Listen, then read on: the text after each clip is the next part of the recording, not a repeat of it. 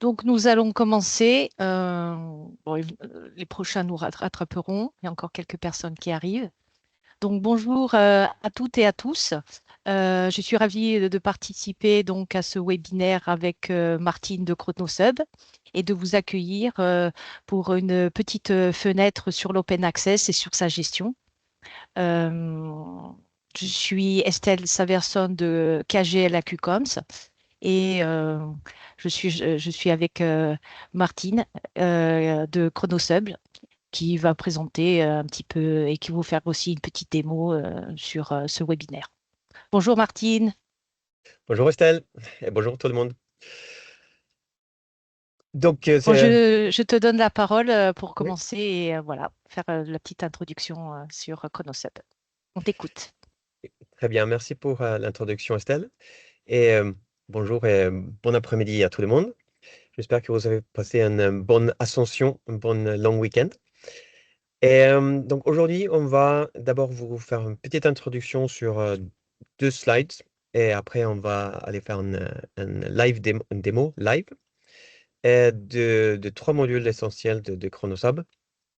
Et on vous encourage à poser des questions tout au long de cet webinaire. Comme ça devient un peu plus interactif.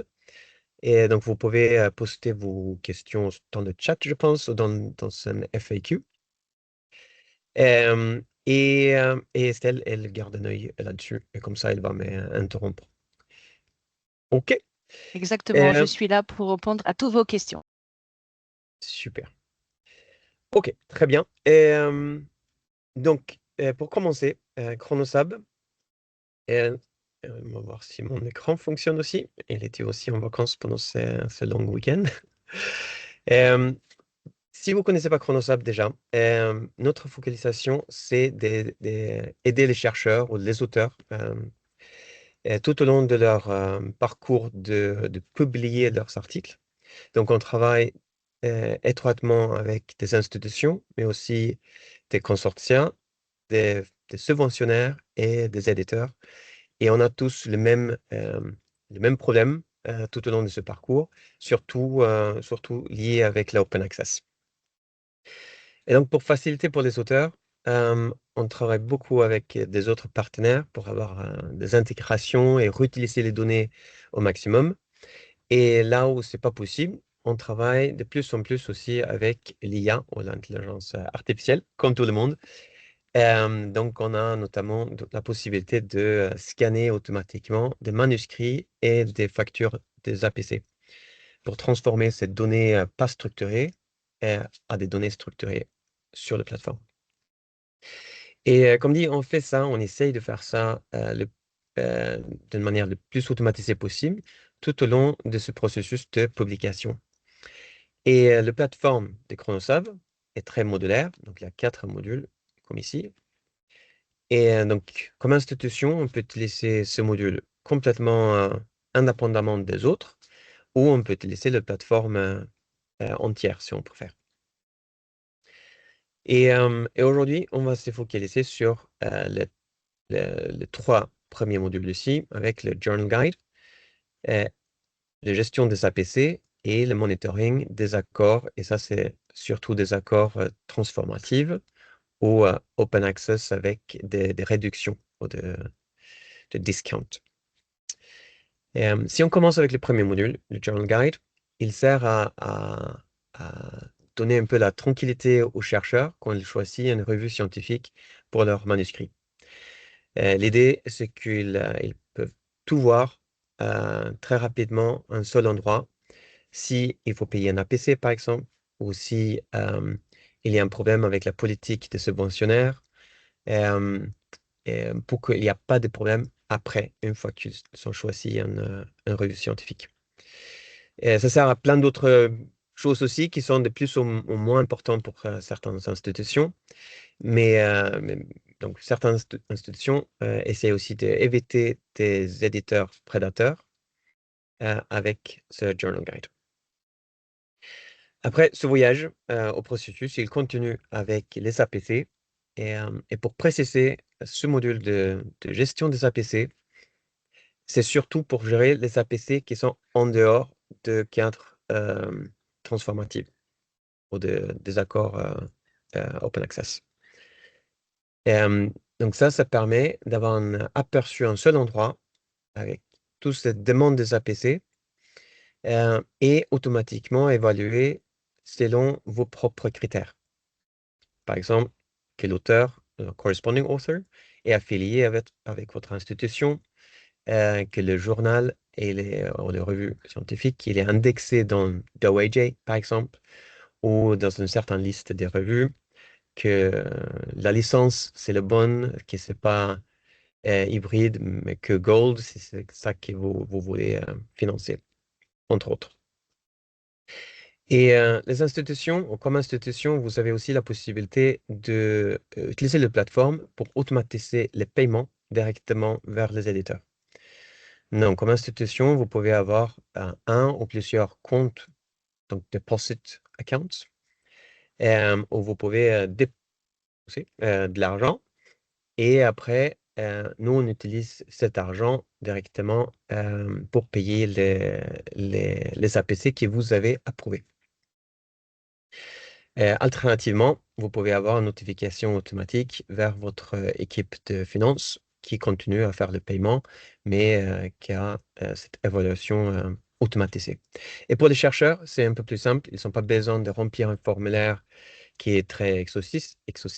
C'est suffisant de répondre à juste 3, 4, 5 questions en fonction de vos critères et télécharger la facture des APC et ou le manuscrit même. J'espère que tout est clair jusqu'à là. Je ne sais pas s'il y a des questions déjà. Je compte sur Pas de toi, Estelle. questions pour l'instant dans le chat. N'hésitez pas, oui, pas de questions sur le chat. N'hésitez pas à poser vos questions. On y répondra si c'est pas clair ou si vous avez besoin de précision. Oui, super. Rien pour le moment. OK, parfait. Et après, le monitoring de ces accords, c'est ce que ça veut dire. Donc, on a aussi un seul endroit où on peut avoir un aperçu de tous les accords Open Access. Et comme ces données sont structurées, on a la possibilité de faire plein de rapports et aussi des exportations de données d'une manière structurée et le réutiliser euh, dans Excel ou dans des autres outils d'analyse comme Power BI, etc.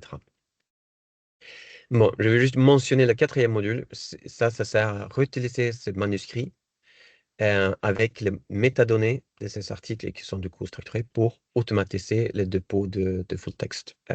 Et en France, ça pourrait être faisable de faire ça pour faciliter le dépôt dans HAL, par exemple. Mais on ne va pas parler trop de ce module-là aujourd'hui. OK. Est-ce qu'on va basculer sur la démonstration live?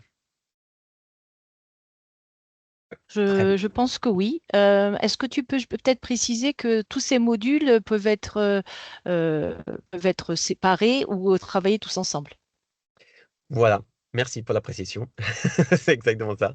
Et donc, il y a certaines institutions, ils n'utilisent que le Journal Guide, par exemple, des autres que la gestion des APC ou Agreement Monitoring. Donc, on peut utiliser ça complètement individuellement. On peut commencer avec un et rajouter des autres après. Commencer avec un et arrêter l'utilisation s'il n'y en a plus besoin et commencer avec un autre. Donc, c'est très flexible de cette manière-là. Ça dépend complètement de vos besoins à vous. OK. Donc, si on commence par le Journal Guide, vous pouvez aussi aller utiliser ce lien-là. Il est accessible publiquement. Donc, c'est chu-lyon.chronosab.io. Ça, c'est juste un exemple. Il y a plein d'autres institutions dans le monde entier avec un Journal Guide que vous pouvez accéder. Normalement, il y a certains qui sont pas accessibles, ils sont juste accessibles enfin, on est sur le site, sur le campus. Mais je pense que ça, c'est un bon exemple, comme c'est en France. Donc, CHU Lyon, c'est un regroupement de 13 euh, hospices universitaires autour de Lyon. Et si on regarde le Journal Guide, il a toujours le même nombre de revues scientifiques, indépendamment d'institutions, organisations qui utilisent le Journal Guide. Ce nombre change un peu dans le temps, quand il y a plus de revues scientifiques qui sont publiées, ou certaines revues scientifiques qui arrêtent de publier. Mais donc ça, c'est une grande base de données. On essaye d'avoir ça actualisé, le plus actualisé possible. Et comme chercheur, après, il y a, comme vous savez, plein de stratégies différentes ou approches différentes pour choisir une revue scientifique où on veut se publier. Il y a certains qui savent exactement où ils veulent se publier. Donc, on peut aussi chercher, regarder des revues scientifiques spécifiques. Et si on fait ça, on voit ici qu'il y a un APC d'un certain montant. On voit certains détails de ces revues scientifiques. On voit que c'est indexé dans une liste. Ça, c'est SIGAP, SIGAPS. C'est une liste importante pour CHU. Mais comme institution, vous pouvez aussi avoir vos propres listes. Donc, ça peut être des autres listes dans des autres domaines, bien évidemment. Donc, on a cette possibilité-là, mais on peut aussi interroger ce Journal Guide de plusieurs manières. Peut-être on veut explorer un certain domaine ou on dit effectivement, je suis intéressé que de revues scientifiques qui ont une certaine qualité selon certains critères, comme SIGAP niveau A. Mais je ne veux pas payer des APC. Donc, je peux aussi filtrer ici ou combiner ce filtre avec les filtres pour voir que les revues scientifiques avec un accord. Et dans ce cas-là, pour chaque revue scientifique ici, maintenant réduit à 590, on voit aussi un texte ici que vous pouvez modifier vous-même. Vous pouvez rajouter vos accords, vous pouvez formater ce texte avec des bullet points, des liens, des documents, des images, etc. Pour donner exactement le message que vous voulez à vos chercheurs. Comme ça, les chercheurs, ils n'ont pas besoin d'aller sur le LibGuides d'un côté, sur le revue scientifique d'un autre, etc. ou Sherpa Romeo, ou Journal Checker Tool, etc. Tout est consolidé ici à un seul endroit. C'est pour ça qu'on peut aussi continuer à filtrer cette information. Disons qu'on veut se focaliser sur la gynécologie et obstétrie. On voit que c'est maintenant un nombre de revues scientifiques un peu plus gérable à regarder en détail. Et en plus, si on veut rajouter cet aspect avec les subventionnaires,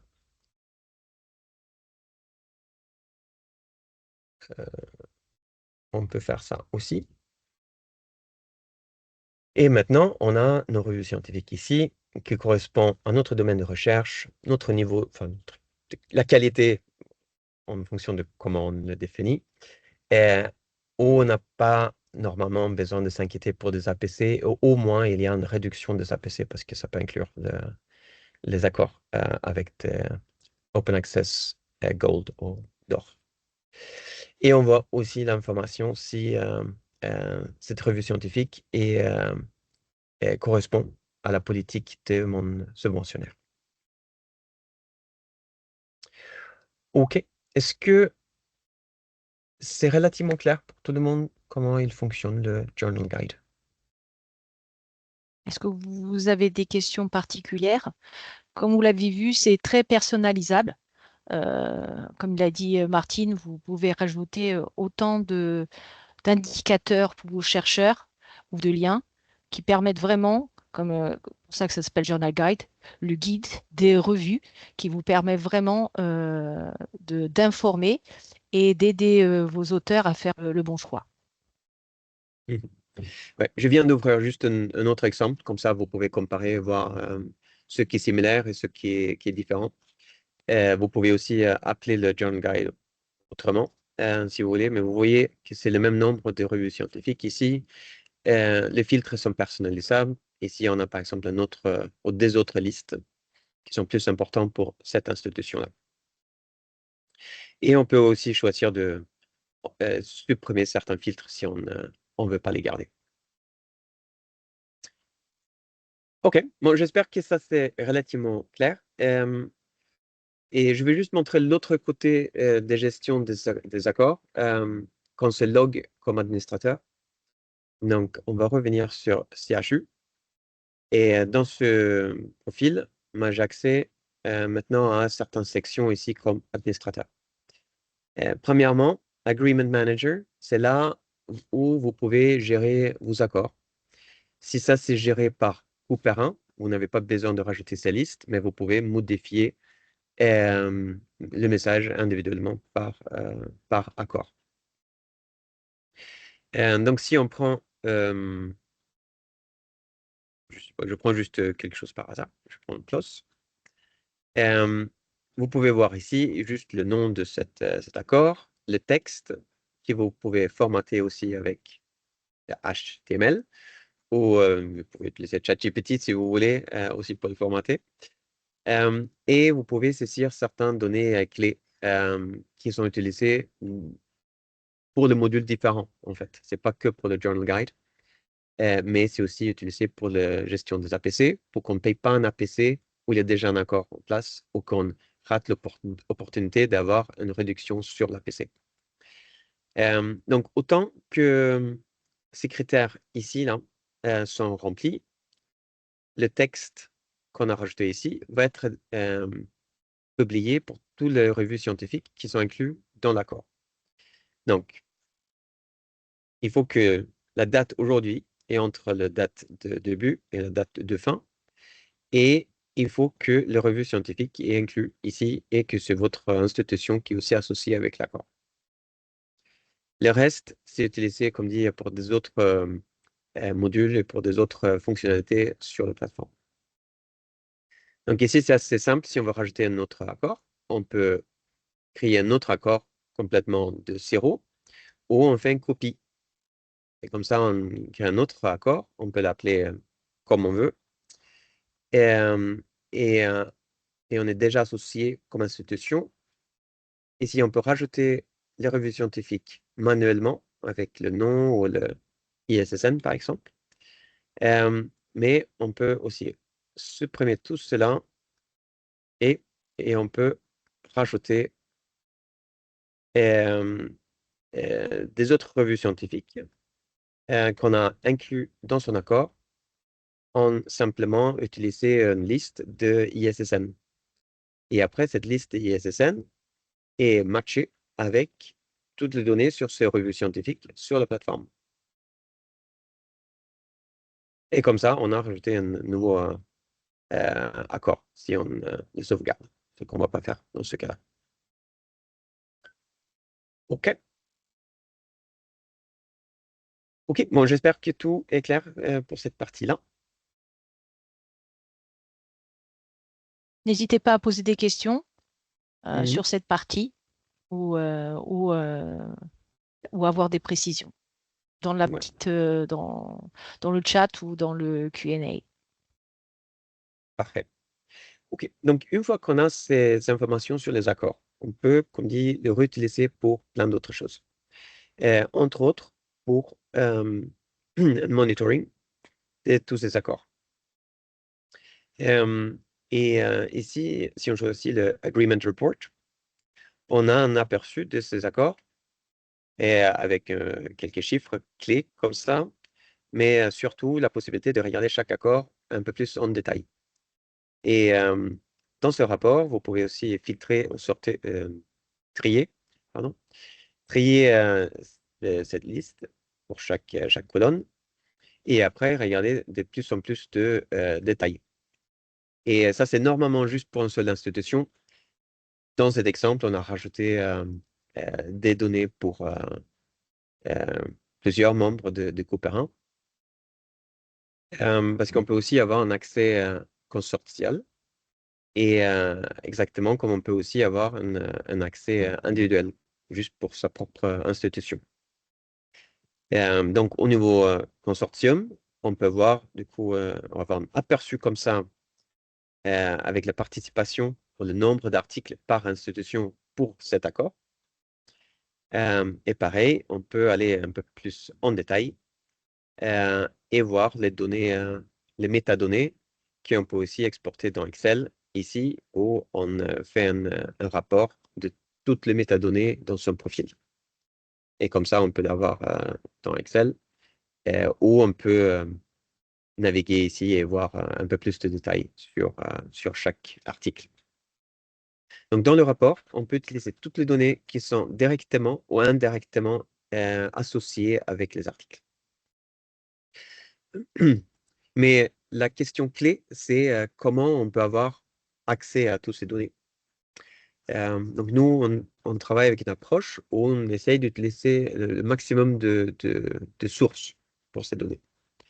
Donc, idéalement, on peut avoir une interface avec l'éditeur et réutiliser les données directement de l'éditeur. Ça, c'est possible pour certains éditeurs qui sont clients Chronosub, qui sont déjà sur la plateforme. Donc, on est très content d'avoir des clients éditeurs, mais ça ne va jamais couvrir la totalité de à peu près 2500 éditeurs dans le monde. Donc, on travaille aussi avec le OA Switchboard, beaucoup. Donc, si l'éditeur met à disposition ces données via le OA Switchboard, on peut aussi faire une importation automatique de ces éditeurs-là pour le monitoring.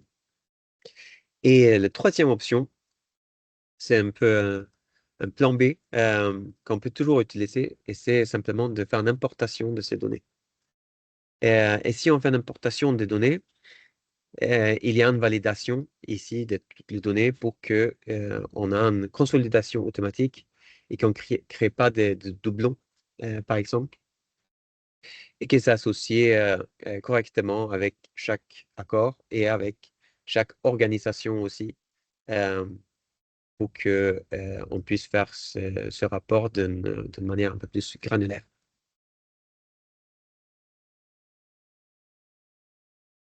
OK. Est-ce qu'il y a des questions sur le monitoring ou les importations de données?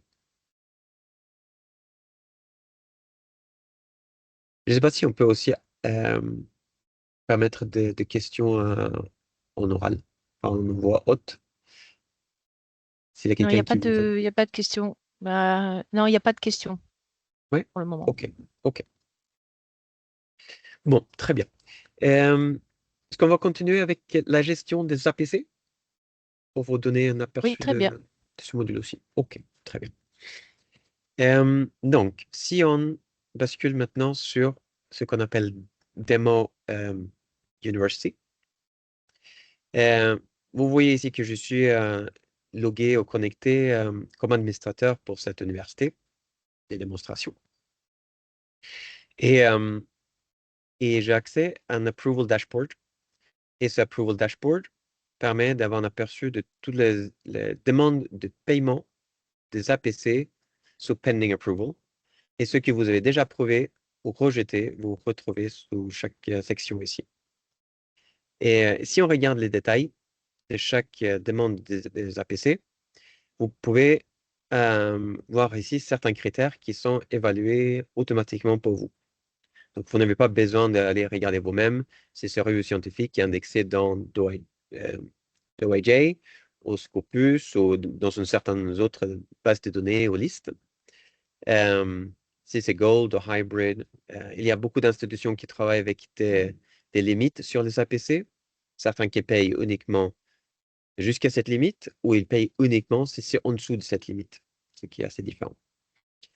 Euh, et, euh, et je veux rapidement juste vous montrer un autre exemple, juste pour que vous pouvez voir la flexibilité de ces critères. Euh, donc, si on regarde Lancaster, ça c'est une université en Angleterre, on voit qu'il y a un peu plus de critères ici. Par exemple, on regarde Corresponding Author Affiliation, qui est lié avec Lancaster. On regarde aussi qu'il n'y a pas un accord déjà en place pour qu'on paye cet APC pour rien. Pour certaines institutions, c'est aussi important de comprendre la source de financement. parce que ça peut être payé de sources différentes. Et en Angleterre, et il y a une gestion de ce qu'on appelle block grants.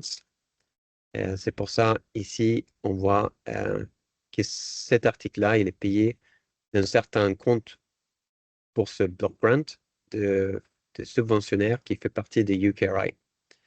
Et après, il y a un autre compte pour, je ne sais pas s'il y a un autre exemple, voilà, qui vient d'un autre compte qui est juste leur compte centralisé pour payer les APC. Mais on n'est pas obligé d'avoir ça non plus. Ça marche très bien aussi si chaque faculté, par exemple, a son propre budget. Donc, on peut le gérer de manière assez flexible.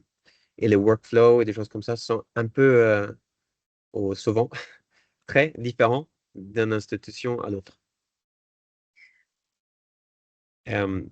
Voilà. Donc, si on revient sur Demo University, la seule chose que vous avez à faire, c'est du coup choisir de quel compte il faut payer cet APC si vous voulez l'approuver. Et après dire que c'est approuvé, ou sinon, si vous le rejetez. Et tout au long de ce processus, il y a des informations, ou des notifications par email qui sont envoyées aux chercheurs et administrateurs concernés. Comme ça, tout est automatisé, structuré, et si on est en vacances ou autre chose, ben, c'est facilement délégué à quelqu'un d'autre, un collègue, par exemple. Et une fois que vous avez approuvé, comme dit, il y a une notification à, à l'équipe de finances ou à nous pour faire le paiement directement à l'éditeur. Et vous pouvez simplement voir toutes les transactions. Ah, maintenant, je ne suis pas connecté encore. Vous pouvez reloguer ou reconnecter. Et ici, vous voyez deux exemples avec un deposit account et un pay-as-you-go account. Donc ça, c'est juste pour passer chaque transaction. Et ça, c'est pour voir si il y a de l'argent qui reste sur ce compte ou avoir une vue rapidement combien d'argent qu'on a déjà dépensé. Et après, on peut aller voir les détails ici et continuer à voir les détails de chaque facture individuellement. Et ça, c'est possible de faire aussi, de faire une exportation de toutes ces données aussi bien, évidemment. OK. Et pour avoir ces données sur le dashboard, il y a la possibilité d'utiliser un formulaire dynamique que vous pouvez intégrer sur n'importe quelle page. Juste que je déplace les fenêtres un peu ici. Tuc.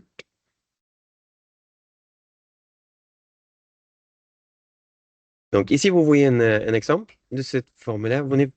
Et vous pouvez intégrer ça sur n'importe quelle page. Ça peut être sur votre page web de la bibliothèque ou sur les LibGuides, sur n'importe quelle page et autant de pages que vous voulez. Vous avez aussi les instructions comment vous pouvez le faire. C'est très, très simple. Euh, et ce formulaire veut dire que vous n'avez même pas besoin de vous loguer sur un système ou sur une plateforme. On peut utiliser l'adresse email de l'auteur d'une manière dynamique pour identifier si le chercheur est éligible ou pas éligible à un paiement. Donc, dans cet exemple-là, on voit que l'adresse email doit être affiliée avec l'université, par exemple. Une fois qu'on a ceci ou répondu à ces questions, qui peut être que 3 questions ou ça peut être 9 questions en fonction de vos critères,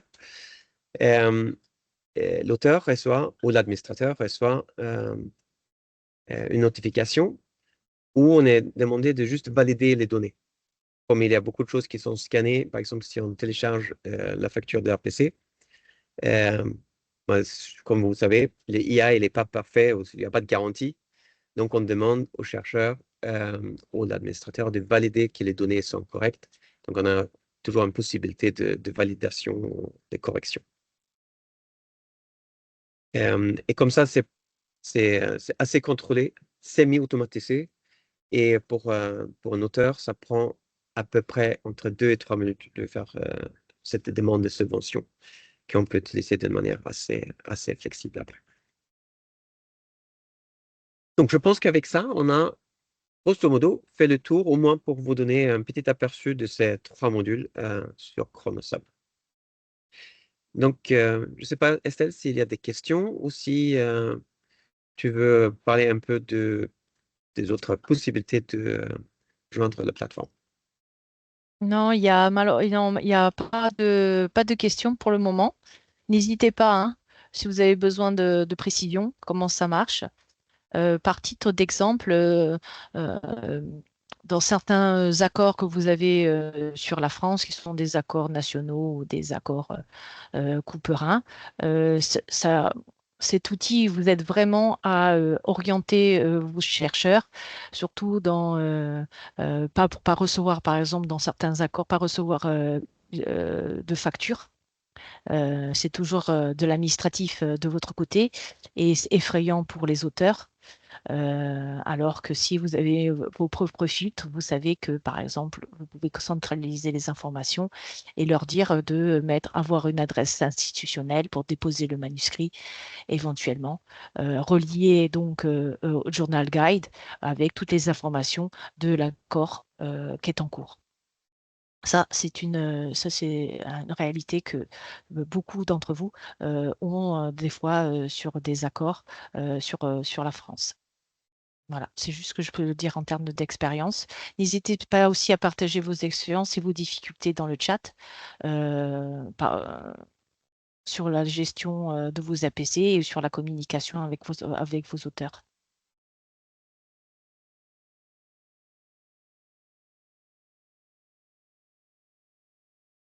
Oui, vous n'avez pas besoin d'être timide. Il y a toujours des problèmes à chaque institution, au problème des challenges. Et, euh, et, euh, et, euh, je ne veux pas dire qu'on a une solution à tous les problèmes, mais on a l'habitude de travailler très étroitement avec les institutions. Donc, en collaboration, on peut normalement surmonter ou au moins faciliter le processus indépendamment du type d'open access, si c'est euh, Gold, Hybrid, Vert ou des accords. Oui, de toute façon, tous les accords sont possibles dans même les subscribe to open. Vous pouvez les mettre aussi à l'intérieur. Vous pouvez avoir les read and publish. Vous pouvez avoir de l'open access complètement libre. Tout est possible dans cette plateforme.